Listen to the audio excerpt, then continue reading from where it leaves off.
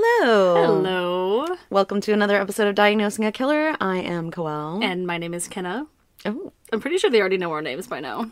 Well, if this is your first time, welcome. You're listening to Diagnosing a Killer.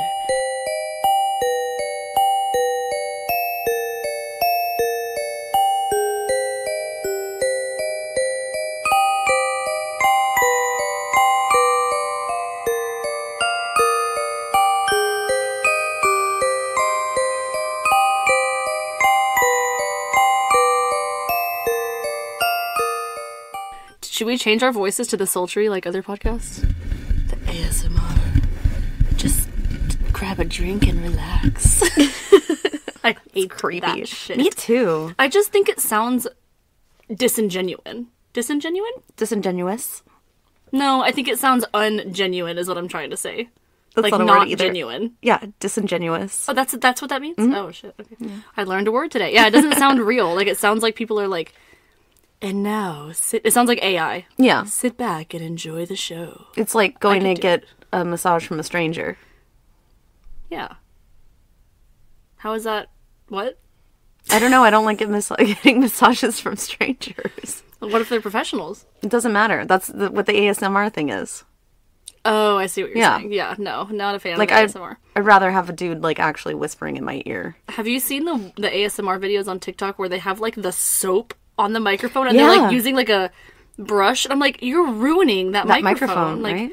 I don't know how they do that. I don't know. If anyone likes ASMR or if anyone engages in ASMR for TikTok, that's fine. Do you. I like those where it's like, put your phone your ear to the phone and it's like a guy telling you goodnight. Have you seen those? He's like, hey babe, I know you had a really stressful day today, but I just want to let you know I'm super proud of you. How you doing, little mommy? Let me whisper in you.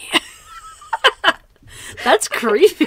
I love them. They're so sweet though, because it's like at first it's like, ew, who would ever do this? And then you're like halfway through the video, like the voicemail, you're like, this guy is so nice. Just spread like, positive vibes. I would be so lucky, you know? I'm not crying, you're crying. No, I'm not. Have you seen those TikTok videos of, you know, someone's like something really cute. It's like maybe like a proposal video or like something really cute with a couple, and all the comments are like, great, gonna go take a shower with my toaster now. Or like, great, gonna go play hide and seek in the railroad tracks. So bad. No, I haven't seen that.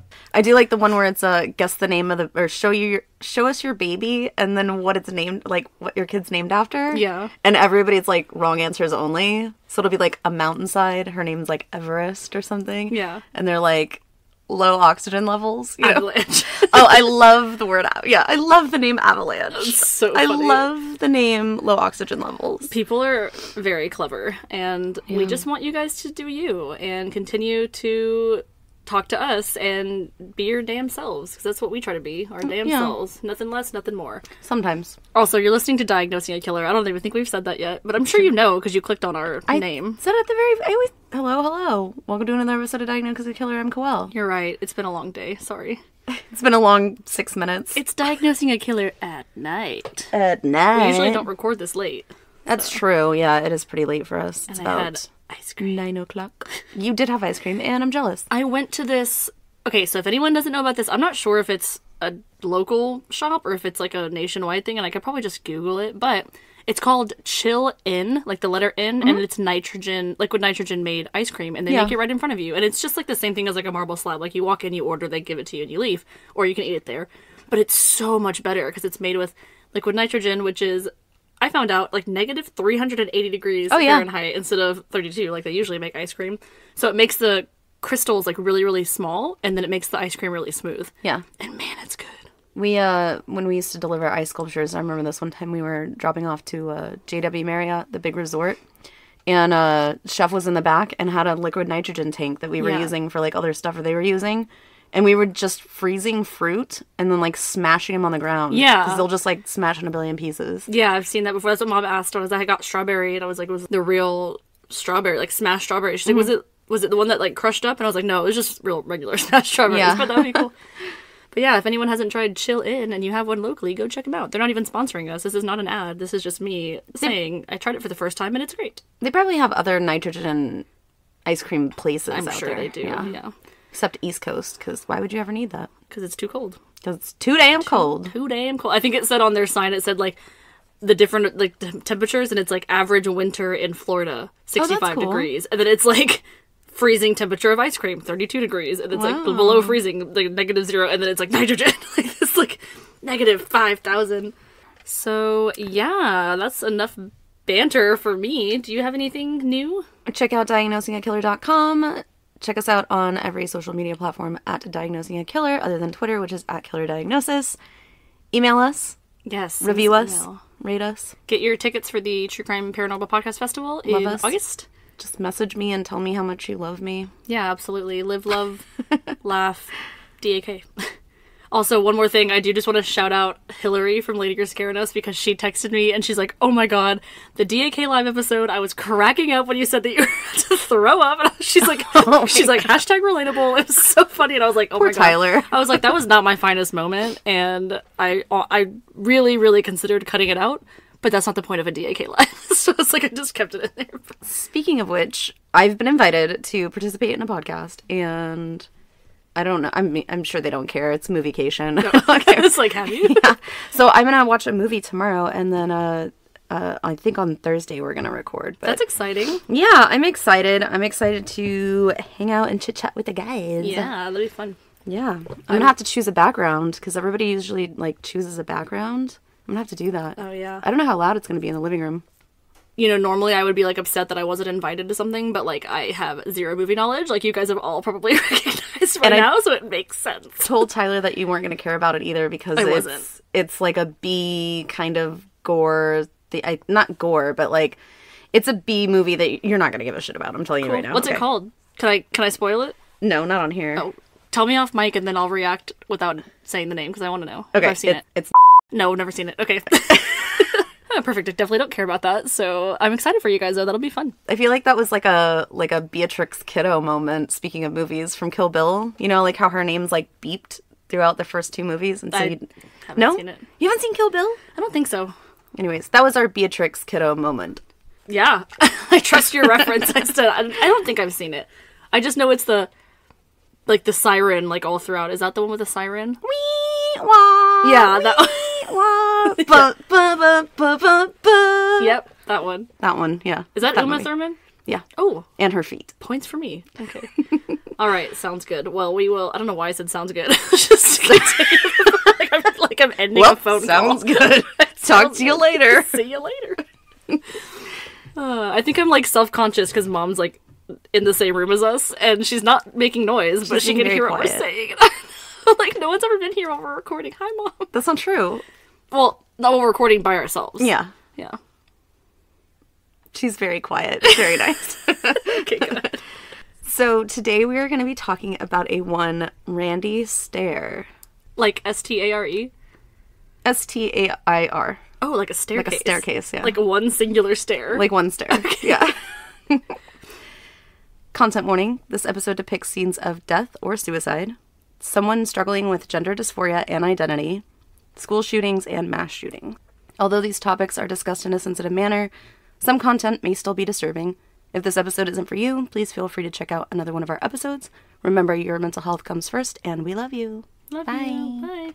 Dang, that's a doozy of a content warning. Yep. All right.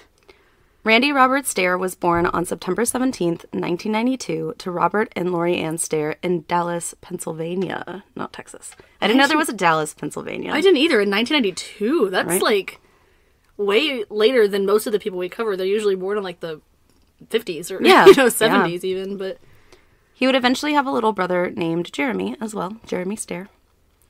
Unusually enough, we don't have much to say about Randy's early years. Okay. He tended to spend a lot of time alone versus with other children. He was kind of private, and kids didn't really take an effort to coax him out of his shell very much. All right. Randy did struggle with severe depression at a very young age, however. Randy would later admit that during his young elementary schools, he struggled with thoughts of self-harm and suicide. Oh my gosh, already? That's so young. Very young. That kind of makes me think that maybe that was like showcased to him, or maybe something was done in front of him that made him, because elementary age children usually don't have an independent thought like that. Right, exactly. So it must have been something, like you said, that he was either exposed to. He might have a predisposition for maybe depression. It's true. He said that he would regularly fantasize about boarding a plane, hoping that it would crash, or fantasize about being in car accidents so that his death would be instantaneous. In elementary school. Okay, that's really sad. Everything seemed relatively normal, however, to anyone else that was around Randy, and Randy kept most of these thoughts to himself. He would never talk about them. Mm-hmm.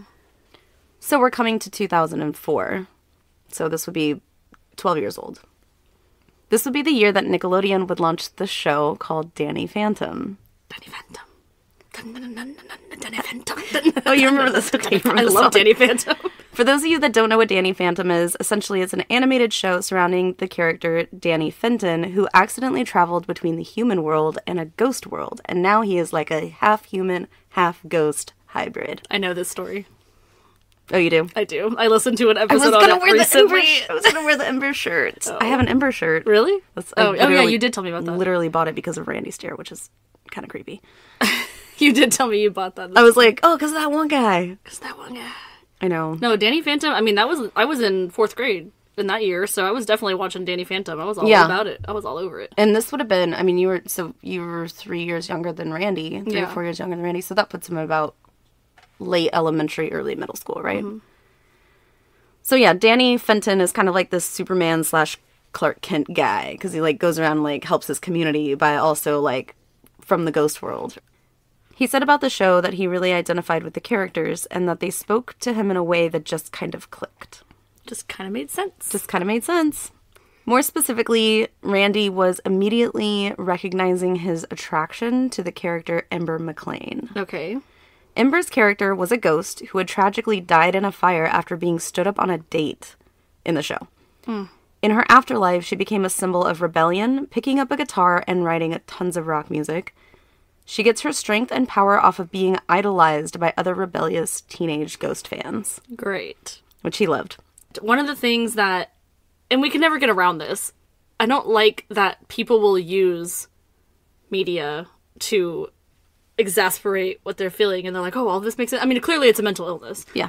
But, you know, some people will see, like, just like Ed Gein, like, he inspired movies. However, other people have been inspired by the movies. Yeah. To do kind of similar things. And I don't like that, because it's like, what can we make and can we not make? Because apparently everyone's going to just use these things as an excuse to do whatever they want. To do whatever they want, yeah. Yeah, I just don't like when it connects to something innocent. Like, it's like, it's just a kid's cartoon, you know? Right.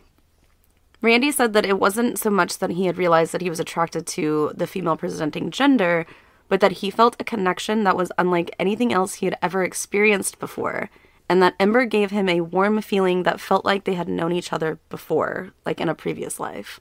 She's a cartoon. And he's like 13. Like, you know? So it's almost like an imaginary friend kind of situation. At that age, though, that's very And what does that sound like almost? It sounds like Mark Chapman. With the little people that he would, like, blow up, you know? It's, like, kind of this fantasy world, because you feel so isolated in a certain way that you just kind of have to create your world, you know? Yeah, it sounds like it could be maybe related to, like, schizophrenia, spectrum disorder, and other psychotic disorders, simply because that's one of the delusions that's categorized in that is... Right. A feeling of, like, belongingness to someone, maybe that doesn't exist, or maybe, like, a celebrity that doesn't know who you are. Right. It's one of those symptoms. I want to watch that Tiffany documentary. Do you know that song? I Think We're Alone Now. There's a Tiffany documentary that's called I Think We're Alone Now, and it's about her stalker. Oh, I really want to watch it. Do you remember when I got free concert tickets to Tiffany, and I didn't want to go, so I gave them to you? Didn't I give them to you? No. It was like a few Why wouldn't you give me back. Free Tiffany tickets? Oh, you know what? Because I won them on the radio and it was under my name and I ended up not going. I was going to take you, though. That's what it was. Remember we talked about it and I was like, I don't know who the hell this is. And you were like, I love her. And I was like, let's go. And then something happened. Like I had to work or something. I didn't just decide not to go. But I'm like that bitch that'll like call in to win something on the radio, even if I don't want it, just to see if I can like get it. And then like I do. Like one time I got a Luke Bryan CD. I was like, I don't want this. I got those tickets. I was like, I don't want this either. Damn. I know. Could have saw Tiffany. It was like here in town. Yeah, I remember. I got to see Missing Persons once. That was awesome. That's cool. Oh, it's amazing.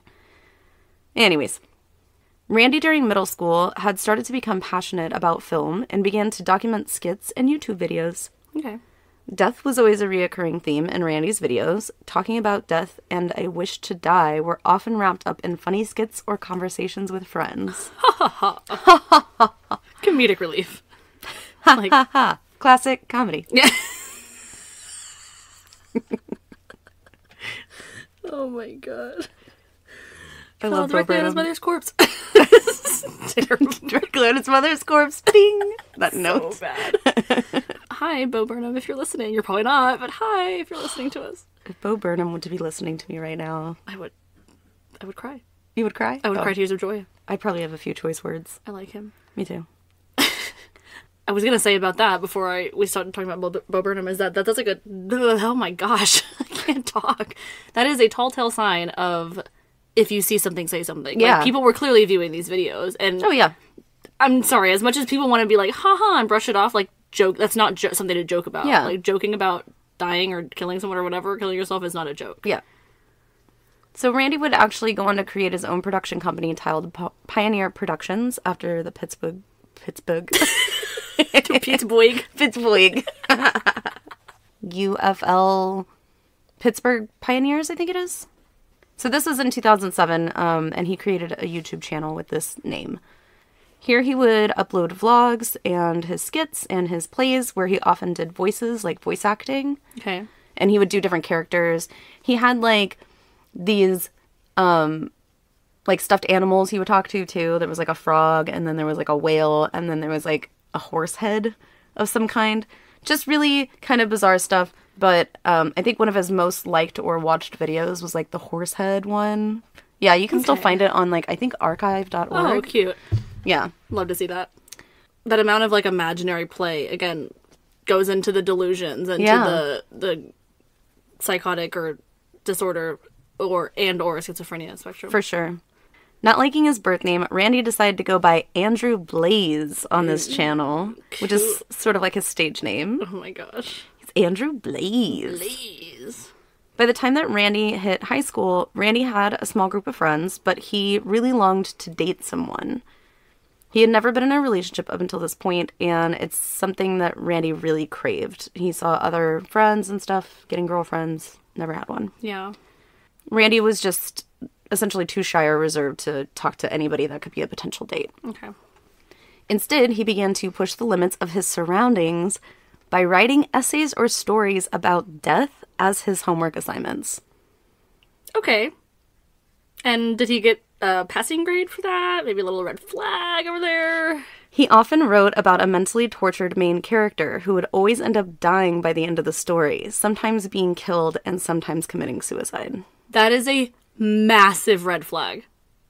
None of these papers were ever reported to counselors or seemed to concern any teacher or administrator at the time. He's just so imaginative. It's just imaginative. He's just so creative. He can just come up with these on the spot. Yep. This is all in high school, too. Are you kidding me? You're telling me any high school teacher wouldn't see that and be like, what the fuck? Like, we should at the very least, have a conversation with this kid. Just be like, hey, bud. You okay? You doing all right? Yeah. Kind of concerning what you wrote. You know, I got in that's bullshit, because I got in trouble in 4th grade. I think I might have said this on the podcast before, but we were writing haikus, and I didn't know we had to make a drawing with our haiku. I didn't know how to draw anything else except for a tornado.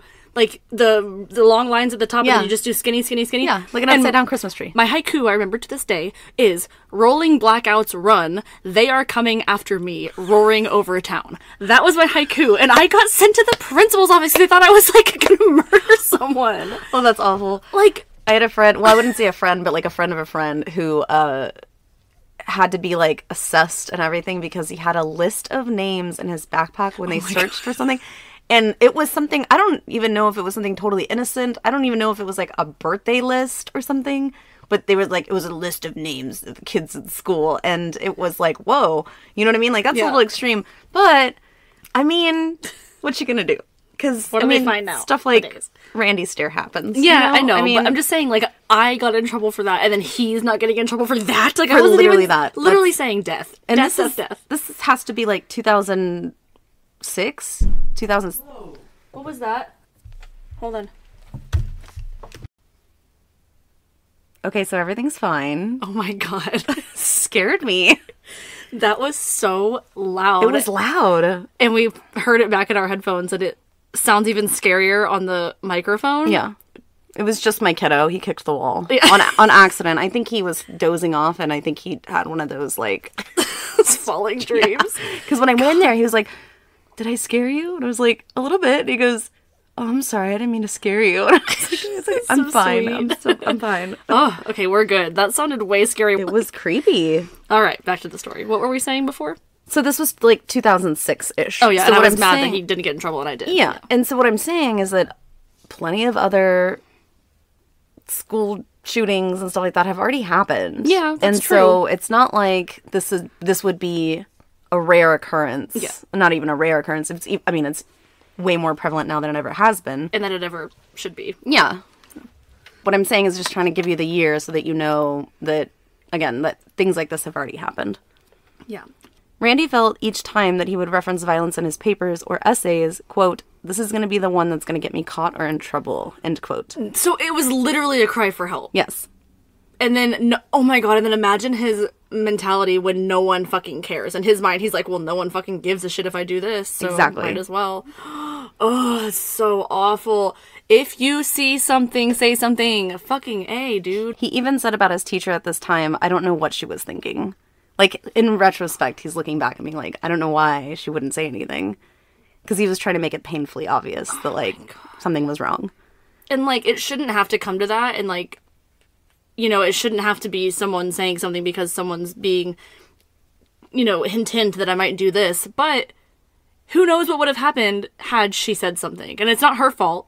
It's not her, not blaming her at all. However, just saying, if you see something, say something. Like, it's better to report it and it be nothing than to not report it and something happens. Of course. But do you think, like, there's also kind of this, like, reverse psychology thing happening where it's like, well, clearly Randy's open enough to say all these things. If he really felt that way, he would probably say something.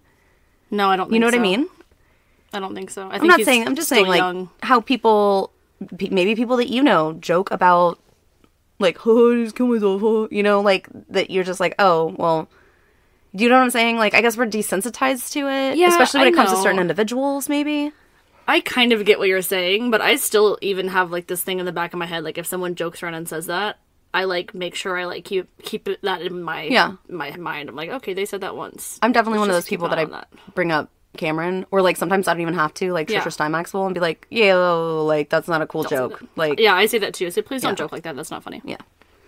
But no, I don't know. Like, I don't know what I would have done in the situation, Yeah. especially granted the time frame, you know, the year. Sure. However, again, just for the future, say something. By 2010, Randy would be 18 years old, barely graduate high school, and through the pressure of his father, began working at a Wise grocery store in Eaton Township. Okay. This is about 15-20 minutes away from Randy's hometown. Randy also decided to attend college and was majoring in mass communications, but again, this seemed to be just for the benefit of his parents rather than something that he actually wanted to do. Yeah, that's a very vague Yeah. major. So Randy would essentially be attending college and working at the store in an effort to participate in a normal life. Okay. However, this was not his main focus. He poured himself into his online persona and began to isolate further and further from friends and family. Oh, God. He also said around this time that he started to begin to resent his parents for not paying enough attention to him. Oh, no. Randy once again began to fantasize about dying. He even said at one point that he wished that he had the courage to set himself on fire. Oh, my gosh. That is, like, brutal. That's horrible, right? Like just like in his backyard. God. It's interesting to me that he has such unique, I guess, ways that someone would do that to themselves. Like, he wants to get in a plane crash, or he wants to get in a car crash, or he wants to set himself on fire. It's not like, okay, I want to go buy a gun and kill myself. You know? Yeah. It's very different than you would think. The online persona, Andrew Blaze, like, that has to stick in his head. Like, Blaze. what if I light myself on fire? Like, Then I'm that'll really get gonna be Andrew people's Blaze. attention. Yeah, Oh my exactly. God, that's scary. Randy would start to create his own animated TV show surrounding the lives of Ember McLean and her friends Mackenzie West and Rachel Shadows. Okay, you can't just, like, steal a character from another He did. show to create yours. He big fat did. So the show was called Ember's Ghost Squad. Ember's Ghost Squad, sorry. So, Danny Phantom 2.0. Yes. EGS. So EGS was a show that followed Ember and her Ghost Girl squad and documented their recruiting angsty and lost teens for their squad. Okay. Their ghost squad, right? Yeah. Enough said. Often these episodes were dark and talked of death or dying, and let's say that it certainly wasn't for children. Yeah. In 2013, Randy lost he and his brother's friend Tom in a car accident while Tom was driving on his way to school one morning. Oh my gosh. Although Tom was more Jeremy's friend, I think Tom was kind of in the age between Jeremy and Randy. Okay. Randy would say that this death profoundly affected him. Yeah. Randy would often drive past Tom's accident scene, especially on Tom's death day every year. So he frequented where the car accident had happened. Why do you think that was? I don't know. You think he was trying to, like... I think he's reliving it. Yeah. Like, maybe reliving the emotion attached to it, or just the fact that someone had died and, like, kind of obsessing about, like, afterlife. I was gonna say, do you think he thinks, like, if he gets closer to the scene, like, maybe he can communicate with him? Or do you think he's, like, fascinated by the fact that someone died right there? Yes. Yeah, I think that's more what it is. It's almost like, you know, kids when they learn that lesson with, like, burning ants with a magnifying glass. Yeah. It's kind of like that, but on a grander scale, I think. Okay. That he's just trying to connect with, like, death, Okay. if that makes sense. Because he's clearly obsessed with death or dying. He's all about ghosts, too. Yeah, exactly. Shortly after Tom's death, he had actually lost another friend to another car accident. Oh my gosh. His name was Matt. And then I think he lost his grandfather after that, who he is also very close to. So this is all within the span of, like, a year. Wow. Randy himself got into a car accident, and shortly after this, his little brother Jeremy would also be involved in a car accident. Okay, that's really weird. So the two brothers at this point were sharing a car because I think Randy's was like a fender bender type thing, but Jeremy's like totaled his car. Oh, wow. So this likely didn't help Randy's frame of mind, someone who is already identifying with an animated ghost girl and wishes for death, right? Yeah. Can't be good. Do you think he caused his own car accident? I don't know. I mean, if it was just a fender bender, probably not. The reason that I say it's a fender bender is because there is a picture of him, like, with a thumbs up next to, I'm assuming, his car, and it's just the back, like, trunk is, like, kind of smushed in. Oh, well, so then someone hit him. Yes, Okay, and that's what I'm thinking, yeah. I don't think it was something that was really, like, intentional. So Randy becomes more obsessed with death. It became essentially all he would ever talk about. So in his recordings online, it seemed like manic almost when he would talk about, like, he would go through this kind of, like, spiral or loop, and it's almost like you could see him dissociating in these videos where he's just like, you know, I don't know, like, and I, you know, then this happened, and then that happened, and then I just started becoming obsessed with death, and it's like, what happens in the afterlife, and then it's just da-da-da, and it's very fast-paced. Mm-hmm. It's not, like, kind of this somber, depressed kind of look. You know, it's almost like... Matter of fact. Well, and exciting, almost, when you watch it. That he's excited to share his perspective about death or dying. Okay. He became terrified of growing older, and he would often say that he had no intention of living past 30. Randy would even speak about how he hated older people and how they disgusted him. Oh, great. Yes. Randy said around this time when he started becoming manic and depressed and obsessing about dying and knowing that he didn't want to live past 30, that Ember came back into my life, is what he said. Because she can do that. He would start developing his Ember's Ghost Squad characters even further and began to fall in love with Ember, even beginning to call her his wife. Okay. He believed that after his death, he too would reunite with Ember and her squad in the afterlife. This is a tall tale example. Remember we talked about Folia Du recently? Mm-hmm. He is isolated. He is not sharing this with anybody, so there is nobody there to tell him that these thoughts are bizarre. Right. And they are delusions, because this is a cartoon character. Yes. But the fact that he has no one there to tell him that, it's just going to continue to get worse. Sure. And then he's creating also the show and the content that is then essentially reaffirming what he's feeling. Making it more real. Yes. Yeah. Furthermore, after Randy would pass, he would be reincarnated as a female-presenting ghost girl. Randy had, up until this point, kept his gender dysphoria a secret. Okay. He had started wearing feminine undergarments underneath his clothes when going to work or walking about town. On Wednesday nights, when his parents went out for their weekly bowling league meetups, Randy would then dress in feminine-presenting clothing and walking around the house for a few hours while they were gone. Okay. He dreamt of becoming a female and identified as such, but he did not want to transition. So he would consider himself, although he was male-presenting and participated in society as a male, he did say that his spirit was feminine. So do you was think a female spirit. That's why he was so obsessed with dying, so that he could come back as a woman? He believed that through all of this Okay. kind of delusion that he was doing. Okay. He thought that he could be reincarnated into a female-presenting body as Ember's wife and Ghost Squad member. Okay. Okay? I know it's a lot, y'all. Randy began to ease his dysphoria by doing things like shaving his legs and body regularly, and he would often skip meals or diet in an attempt to lose weight and to appear more feminine to himself. He wore a lot of really baggy shirts, however. He said he never told anyone or reached out about it because he thought that he wouldn't be understood and that people would just think that he was crazy. So again, this is something else that he would keep to himself, that he was struggling with his body image and his dysphoria. Further isolating himself. Yes. Yeah. Randy believed that this uncomfortability with society made sense because it meant that he was not to be on this earth and meant to be in the ghost realm with his wife, Ember. So he was saying, oh, no wonder, of course I would feel this weird. Of course I would feel this strange in this body on this earth because this isn't where I'm supposed to be. It's just a mental disorder, not necessarily that specific part of it, but the whole thing is untreated mental diagnosis and mental illness, and no one there to tell him, especially about like the ghost world thing, that this is probably a delusion. Mm-hmm. Because clearly his parents are not focused on him enough. And he's now saying that he hates his parents and all this stuff.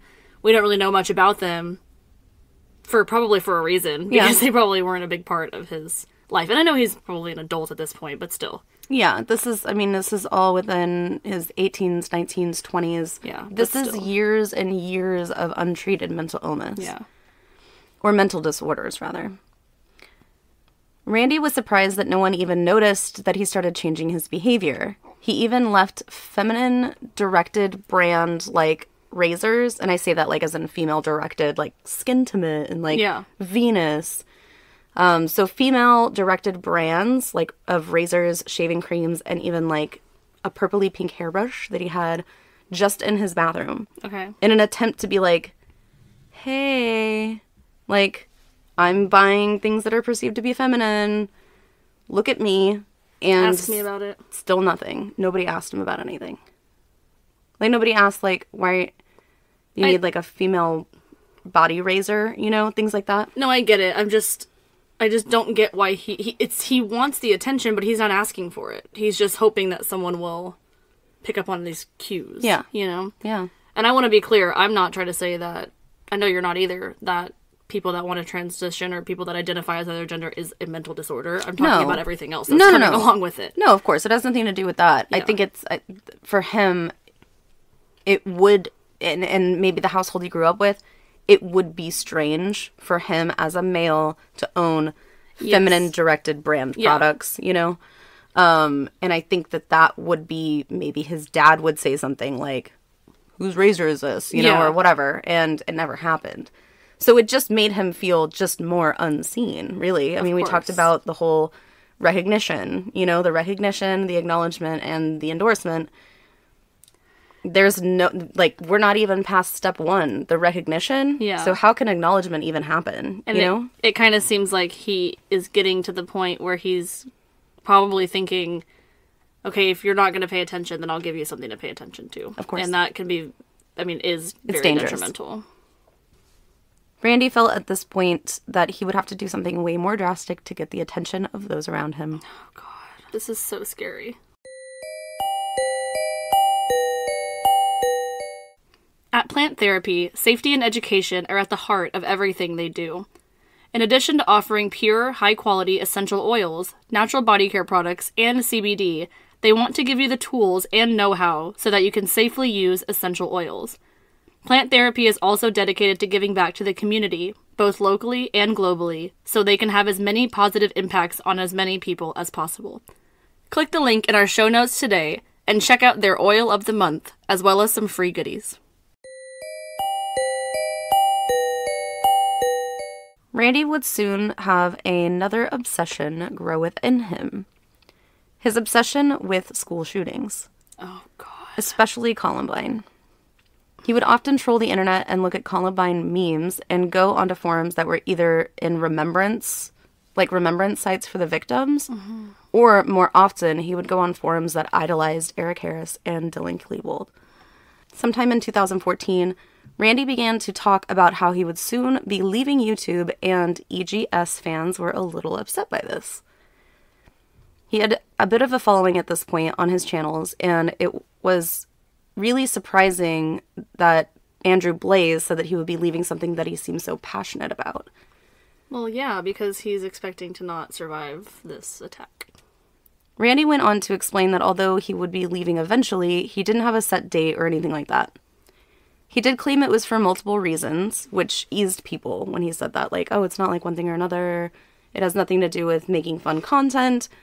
He did say that it's not really a job, and although he wanted to set his real job on fire, he did need to work there more often because it was his only financial income. Randy seemed optimistic around this next 2 or 3 years. He was still making music videos for a short time, and he did kind of ride a high a little bit for the next year. Mostly, he decided to pour himself into a newfound project with EGS, or Ember's Ghost Squad. Okay. Randy created 9 social media accounts for each character, and would often have each one of them posting, commenting, or liking each other's accounts on Twitter. Oh my gosh, like he made up his own friends. So, yeah. So they're the 9 characters of Ember's Ghost Squad, including Ember, Mackenzie, Rachel, and then a few others. And then he had 2 social media accounts for himself, and they would just all constantly communicate with each other. It's like catfish. But it was him. So, okay, let me go back to school, because now he's out of school. Didn't he have, good friends or something, in school? I mean, now he had 2 friends that passed away, but he didn't have any other, close friends? No, not really. He had a few from middle school into high school, but they all started getting girlfriends and stuff. Oh, yeah, you're right. You did say that. Kind of moving on, and he just decided to throw himself into this instead. God, that makes me sad, because it's I don't feel bad for him, but I do in this moment, because he's just alone. No one really wants to, be his friend, and, he's writing some weird death poems, and people are like, that's fucking weird, Yeah. He talked about this new project as being his greatest accomplishment, and gave himself a deadline of completely finishing his project by May 7th, 2019, which coincided with the letters E, G, and S. So the 5th, the 7th, and the 19th letter of the alphabet. Letter of the alphabet. That's, okay, so that's it's methodical. Coincide, oh, I guess it didn't have to be 2019, he was just using, it could have been the 20th letter if it was the next year. I get it now. What? No, wait, that's right.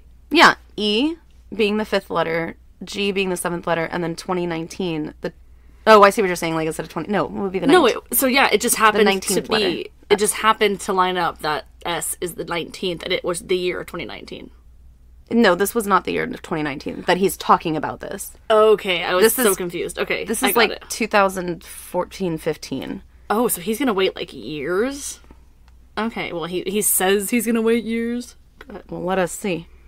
Randy soon realized that he could not wait another few years to complete this project, so he decided to set a new deadline of June 9th, 2017, which was only 4 weeks away at this point, but June 9th would have been the anniversary that he started Ember's Ghost Squad. Wow, he's really symbolic, isn't he? He is. Very much so. Also, I should just, keep my questions in my mind until you're done, because I feel I always say something and you're like, well, if you'll just let me fucking talk, I will say well, I just said it was 2015, which is not true. It's 2017. My bad. That's all right. Knowing now that his project may not be finished in time given his new time frame, because he was planning on doing this Ember's Ghost Squad thing, Randy asked his mother to take him to a gun shop where he purchased a shotgun.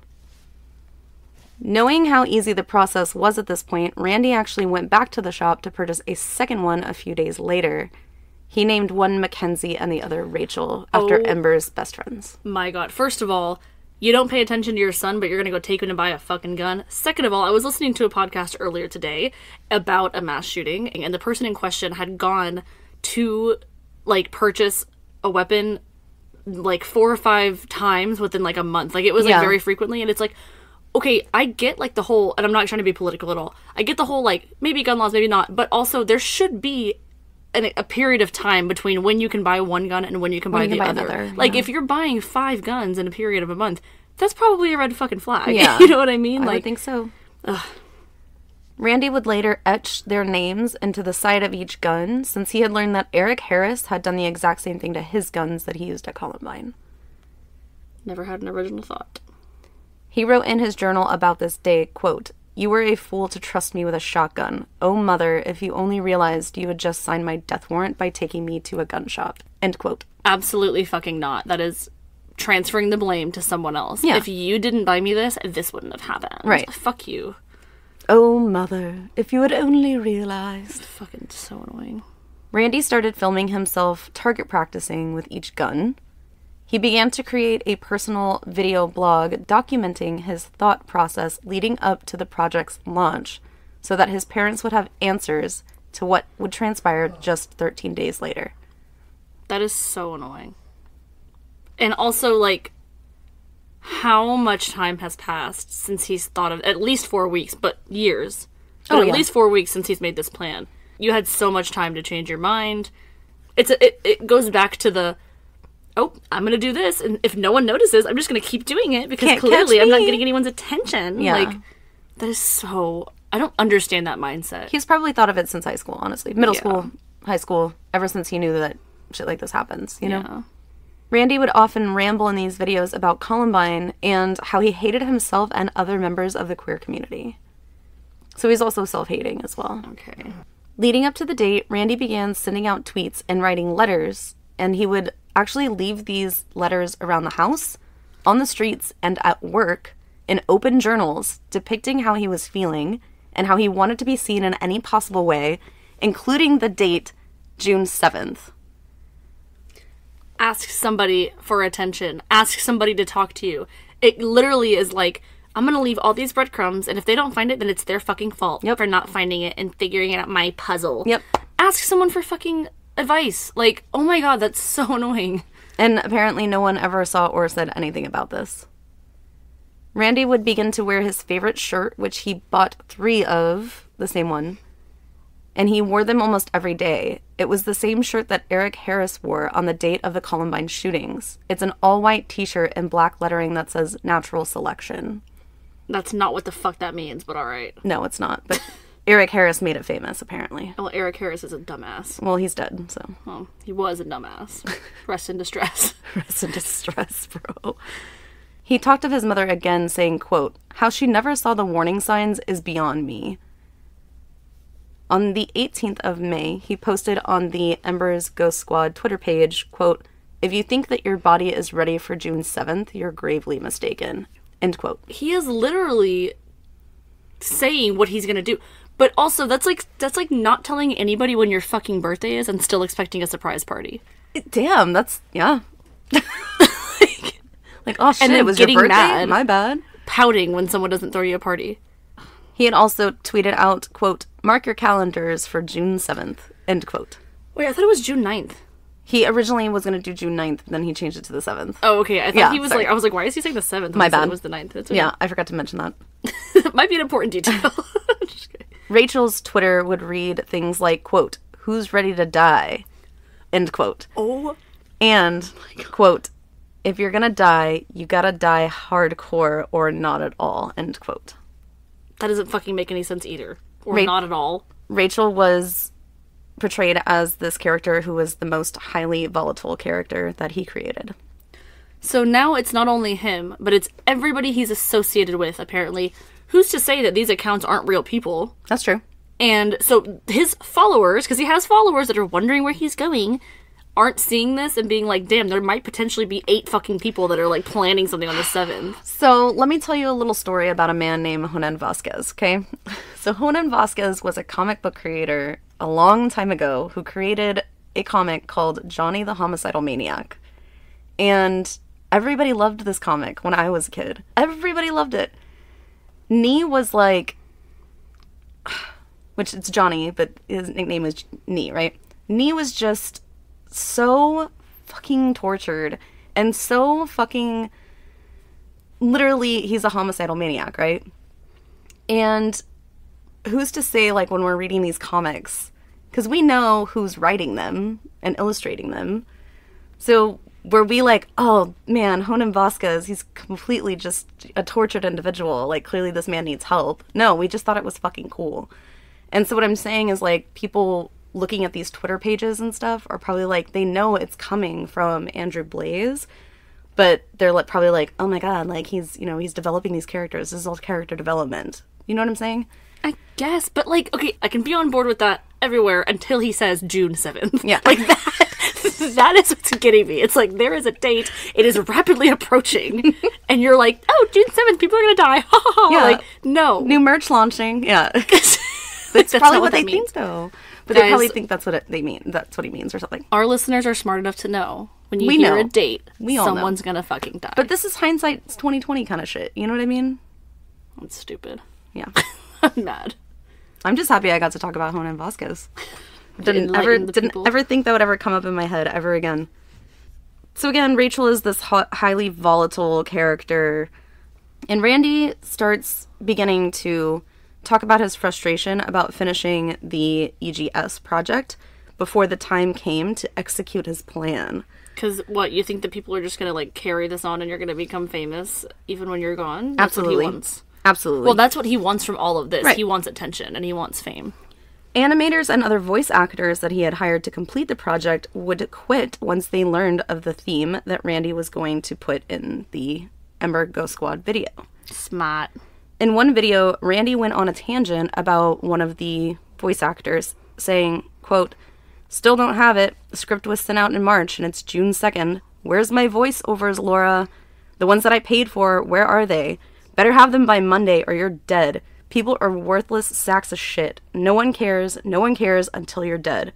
Once this all happens, they're gonna say, man, I wish I'd talked to him more. Well, too late." End quote.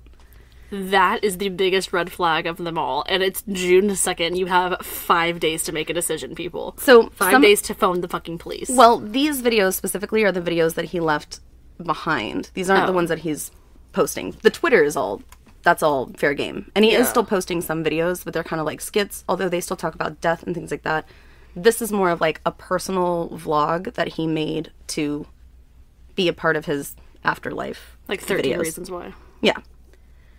The project that was set to launch in just 5 days was titled, quote, "The Westboro High Massacre," end quote, in which Ember and Randy, depicted as a ghost girl, would enact a school shooting. So most of these voice actors or animators would quit because they're like, we're not going to work on a project called Westboro High Massacre. We're not going to do that. And he would, like, pay people, and then they would get into it and they'd be like, I'm not going to do that. But, like, you realize it's a real fucking school, right? But he felt wronged. Like, he thought this was, like, his manifesto kind of a thing, you know? And, like, nobody wanted to work on it. He said that if it wasn't for Ember telling him to do this, that none of this would have happened. But she needed more souls for her squad. Again, putting the blame on everyone else. It's their fault because they quit my show. It's my mom's fault for buying me a shotgun. It's everyone else's fault for ignoring me. It's this random ghost character chick that doesn't even fucking exist. It's her fault because she's telling you what to do, and she needs more fucking souls. Yeah. It's never, ever his fault. Right. A few days before June 7th, Randy filmed himself flipping a coin. The coin was to determine one of two things. Heads, Randy would stay home and commit suicide. Tails, he was to perpetrate a mass shooting that he had been planning this whole time. Let me guess, it lands on heads and he flips it over. Another reason to move up the date was that one of his intended targets was a manager that was attempting to switch to day shifts. And at this time, Randy was working overnight shifts. Filming the event in his backyard, he decided that the winning flip will be 2 out of 3. When the first one didn't go his way. He's like, No, he already said. 23. No, he already said. He already said. Yeah. He flips tails. He flips heads. He flips tails. I feel like that's bullshit. I feel like he didn't even fucking flip. Well, he did. It's He on did. video, It's right? on video. Yeah, and it's man. him in his backyard, and he's just throwing it up in the air, and then he walks over to the camera, picks up the camera, takes it over so that everyone can see that he's...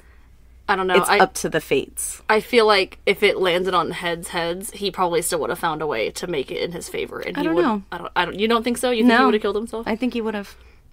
Well, I'm not saying that he wouldn't maybe take out his family members, but damn. I don't know. take out sounds hard. Sorry. That's all right. He vlogs in his car 4 days before the shooting, quote, just looking at everyone at the supermarket. The manager's coming in like la-di-da-da-da, just messing around and talking about this. In 4 more nights, your whole lives are going to be turned upside down because of me. I'm going to fuck up your life, and I can't wait. Quote, who would have thought a cartoon character would cause all of this to happen? End quote. Yeah, no one. Because that's bonkers. After which, he turns to the passenger seat and offers a chip to Ember, presumably sitting in the seat. I just want to say, nothing pisses me off more than someone being angry about people just living their fucking lives. Like, he was He's literally outside watching people. Look at them. Look at them just just having going to work. fun. They're just going to work. They're just doing their daily shit. It's like, I don't know if he what? was mad. I think he thought that he was being like, Yeah, no, like, creepy. look at these ants just Yeah. going about their life. That's these- what I'm saying. These sheeple, you They know? have no idea what's gonna happen. Like, Yeah. God, that makes me mad.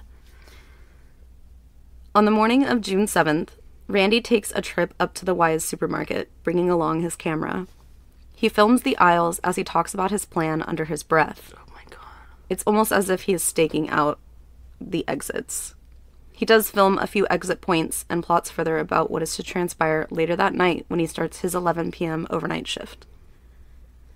Randy posts his final video before leaving for his work shift on YouTube. Randy can be seen loading his shotguns, Mackenzie and Rachel, and then placing them into a duffel bag. Randy felt that he had given everyone a fair chance to stop him by posting this publicly on YouTube. Again, just a few hours before he were to head to work at 11 p.m. It's everyone else's fault again. Once there, Randy began to barricade and block exits with pallets in the back of the store in preparation for his project. It's so scary. He did this completely undetected as everyone else was busy straightening and stocking the shelves. At 12:10 a.m., Randy gets on his phone in order to send out various links to his Twitter account titled Journal, Digital Set, and Suicide Tapes. At almost 1 a.m., Rachel sends out her last tweet saying, quote, me and Andrew are going to give the world a little insight into what really lurks around the shadows of your everyday lives, end quote. Oh my God. So many fucking red flags. So many. So many, and I don't want to side with him, but so many fucking chances for people to have spoken up and said something. And I'm not giving him that. I'm No. just saying, like, Yeah. there's so many things that are concerning with what he's been doing. Quickly, Randy sketches out a layout of the store and where each employee was to be assigned that night. Randy was one of 5 that were working in the building. He took his duffel bag from the back, walked to the front of the store, where he locked the front doors and barred them with various store racks. 26-year-old mother of 1, Victoria Brong, and her coworker, 25-year-old Kristen Noel, were working on the same aisle, stocking and straightening things. The two were known to listen to music while working and goofing off occasionally. After laughing for some time, the two went back to work and at separate ends of the aisle began to restock. Suddenly, Kristen thought she heard something, a bang of sorts. By the second bang, Kristen took out her earbud and turned to ask Victoria what she thought the noise could be. Kristen was horrified when she looked down the aisle to see Victoria's lifeless body at Randy Sear's feet. Oh my God. She turned to her friend and she was like, Hey, what was that? Oh my God. the two made eye contact as Randy stared into Kristen's eyes, and he began firing 2 more shots into Victoria's body, then continued to look at Kristen. Oh my God. Completely frozen, Kristen could do nothing, say nothing, and just stare back at Randy as she tried to process what happened. Randy, after about 5 to 6 seconds, lowered his gun and moved down to the next aisle. What? Only Randy knows why he didn't shoot Kristen that day. Oh my gosh. She just, like... What do you think would have happened if she started running? Do you think he would have shot her? Maybe. Wild. The fact that she was just, like, standing there staring at him. There's another theory later we'll get to. Okay. Randy moved to the next aisle where he found 47-year-old Navy veteran Brian Hayes. Brian was originally from East Orange, New Jersey. I had to put that in there. Orange. Next stop, Orange. He was a married father of 2 girls. Oh, no. Randy shot Brian 5 times, 3 of which were considered to be fatal wounds. Oh, my gosh. Randy moved on to locate his last coworker, 63-year-old Terry Lee Sterling, who at this point was attempting to flee Randy's rampage. Terry was a father and grandfather who had lost his wife just 5 years prior. Oh, my God, no. Terry was shot twice in the back in an attempt to escape Randy. During this time, however, Kristen, who was in a complete state of shock, in her mind, she said that she probably stood there for 10 to 15 minutes. But it probably wasn't. Yeah. It's just, that's how long it felt. She managed to try to run to Victoria's aid, not fully comprehending that Victoria was beyond help at this point. Mm-hmm. She does make her way to the front of the store in order to locate a phone to call 911. Kristen did not know the condition of her other coworkers, but continued to hear multiple gunshots echoing throughout the store for some time. Like, every, 30 seconds. Oh my God, that's so scary. Kristen managed to hide under a register and wait for help, but eventually escaped through the front door. First responders arrived to find Randy Stair had died from a self-inflicted gunshot wound. Investigators found that Randy had also attempted to shoot some propane tanks in an effort to blow up the store. A total of 59 shots had been fired throughout the store. Oh my God. Take a breath. Jesus. When Randy was autopsied, it was noted that he was wearing a full face of makeup, designed similarly to Ember McLean's makeup. Like, she had these, curly cute thingies on her eyes and stuff. Where did he shoot himself? I don't know. I was gonna say, clearly it had to be done during his autopsy and not when they just stumbled upon him. I don't know. It's not like they walked up and he's just dolled up, No, on the floor. I don't know where he shot himself. I'll just say that. Okay. I know. He was also wearing feminine undergarments underneath his clothing. Oh, wow. There was also a mass amount of Benadryl in his system, to which investigators thought that he maybe tried to overdose first before deciding to shoot himself. Well, no, because maybe it wasn't working. The coin was tails, so why would he have done that?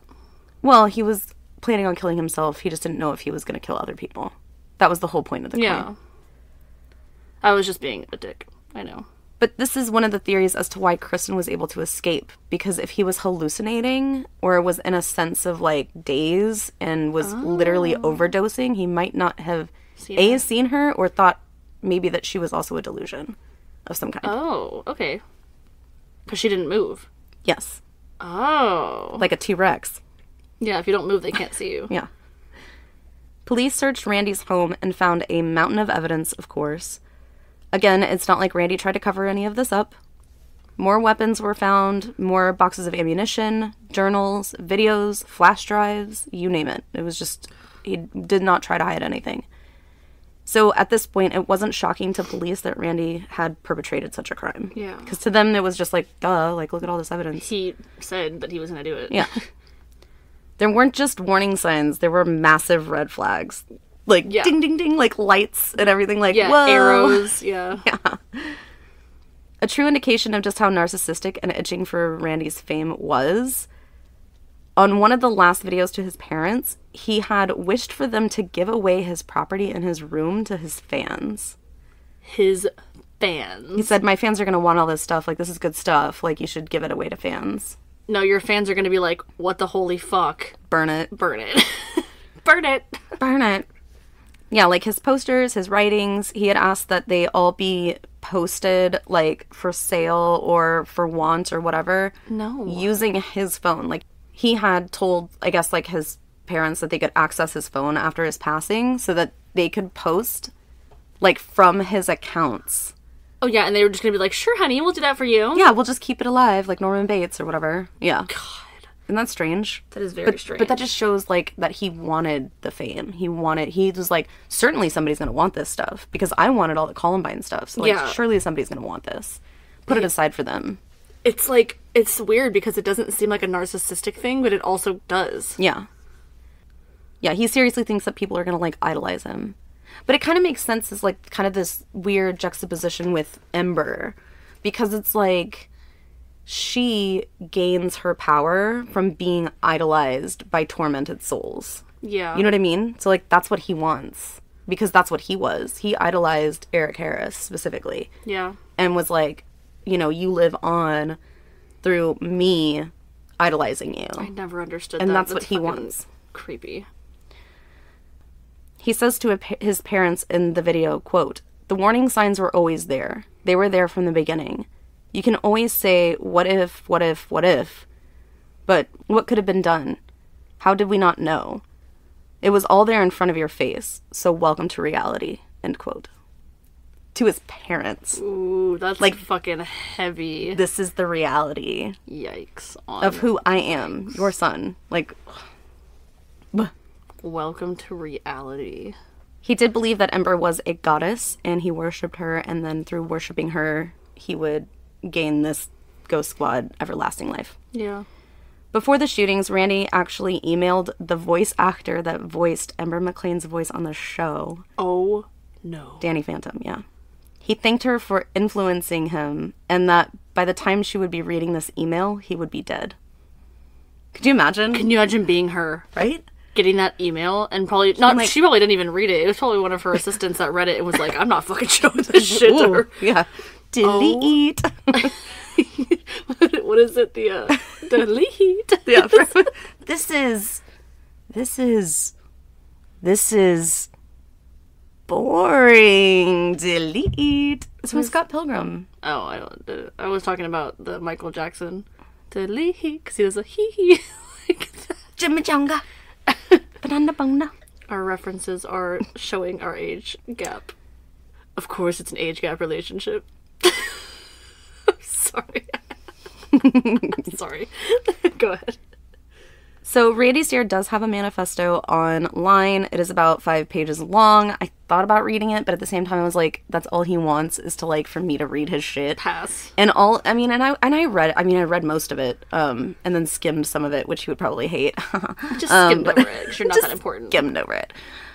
It essentially is just everything that I've told you now, for the most part.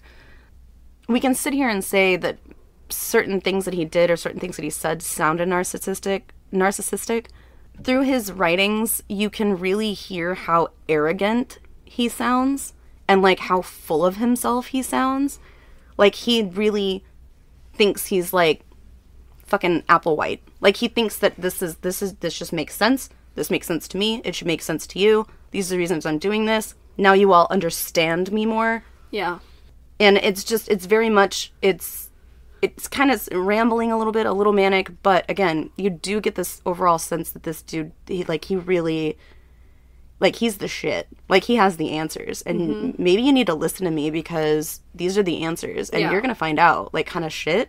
But also the, like, leaving breadcrumbs and saying, well, you should have figured it out. Or, wow, I gave them all of the evidence that they didn't even say anything to me. That shouts antisocial personality disorder. Yeah. And it is also, like, again, with the narcissism, it's almost like, wow, you're too dumb to figure this out. Like, I'm clearly smarter than you. Like, kind of shit. You shouldn't have brought me to buy a fucking gun because that's why I did that's it. your bad. I can't believe I convinced you to take me to get a gun. Yeah.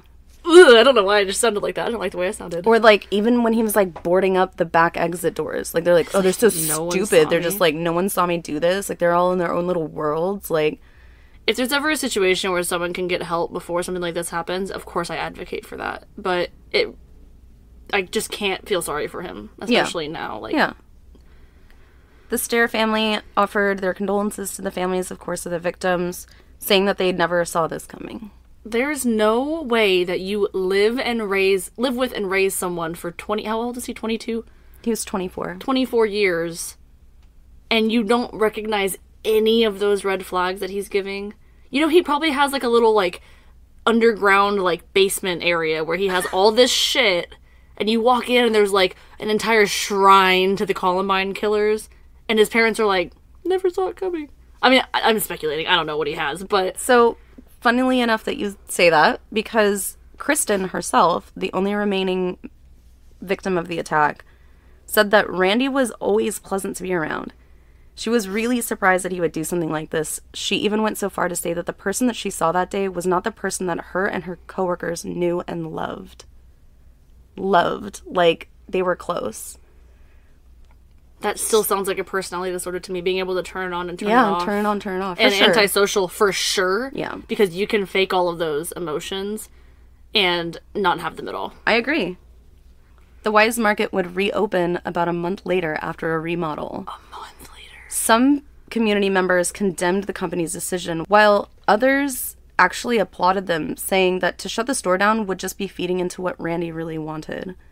He wanted to cause a ripple effect that would disrupt the lives of everyone around him. Well, yeah, he wanted to burn the store down. Yeah. So, yeah, just giving him what he wants. Like, being idolized. Idolizing him. And, I mean, shit, we're talking about him. Damn, you right. All right, gotta go, bye. It's come full circle. Shit, you right. That is, is that it? That's it. That is wild. And, if again, we talk about, like, being consistent on the show about whether or not we have people that have been diagnosed with something, but there's a very real issue happening here. I don't know if it's necessarily untreated schizophrenia, untreated personality disorder, untreated narcissism. Yeah. Just a lot. There's a lot going on. There's a lot going on there. I honestly wish we knew more about his, like, family life and his childhood and stuff, like, growing up. I guarantee you, like, especially now, like, his parents, if anything sinister happened in that house, they would never admit it now, considering what happened, because then they would have to take that blame or that guilt. Yeah, and there's a brother there. I mean, we haven't heard anything from Jeremy. Yeah. And this, happened 6 years ago, 6 years ago. That's so awful. And that's, actually, I don't even think that's the story that I was thinking of. It kept sounding familiar, and then it wasn't, like, the actual crime. I don't remember. Yeah.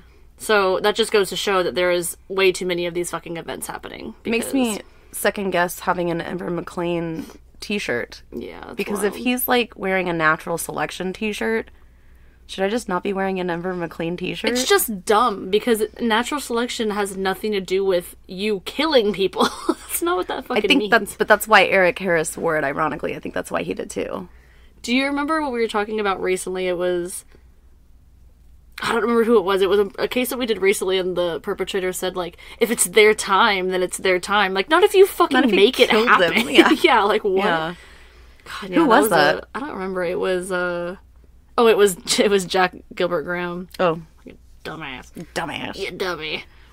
Definitely another one of those cases where if you see something, say something. Clearly, Randy Stair, was going through some things, especially, like, the body dysmorphia one is the part that hurts me the most. Yeah, like, absolutely. The fact that they felt like they couldn't express themselves the way that they needed to. And, again, I use Randy Stair because that's just what's in the research. Randy Stair did not ask to go by any other name, so, unfortunately, that's what they're known as. So if you or someone you know is struggling with any of these disorders, or you need to reach out to somebody, check out diagnosingakiller.com. There are an entire list of resources on there as well, including the Trevor Project, National Suicide Lifeline, which is now 988. A couple different things on there as well. Yeah, definitely check that out. Follow us on social media. Leave us a review, guys. I really want our reviews to go up. I feel like we have a lot more on Spotify than Apple, and Apple's the one that I look at. Yeah. But you can't read them on Spotify. You can just see the rating. Oh. But yeah, keep shouting out to us, keep messaging us, keep emailing us, and if you want to listen to Albert Fish, you have to join the tier 2 and 3 Patreon. Excuse me, Patreon. God, tiers of Patreon. Falling apart over here. Yeah, it's late. It is late. Now, join the tier 2 and 3 Patreon if you'd like to get access to Albert Fish, and then that will be coming out on the 29th. Mm-hmm. So we will see you guys later? Yeah. Okay. All right. Love you. Bye. Bright Cellars is a monthly wine club that matches you to delicious wines tailored completely to your tastes. Take their personalized 7-question quiz and be paired with wines that you will love. You can even improve your matches by rating each wine. Bright Cellars offers a unique tasting experience, as each bottle comes with tasting notes and pairing suggestions. It's like having a sommelier at home. Their expert wine concierge will customize your subscription to fit any lifestyle. Click the link in the show notes and get your first 2 bottles starting at just $74 today. Are you a true crime advocate? Are you passionate about uncovering the truth and bringing justice to victims? Do you love the paranormal and spooky tales? If you answered yes to any of these questions, then you won't want to miss the True Crime and Paranormal Podcast Festival in Austin, Texas, this August from the 25th to the 27th. This festival features panel discussions, workshops, and live podcasts focusing on ethics and advocacy in the true crime sphere. Get your tickets now at truecrimepodcastfestival.com and join us in Austin for an unforgettable experience.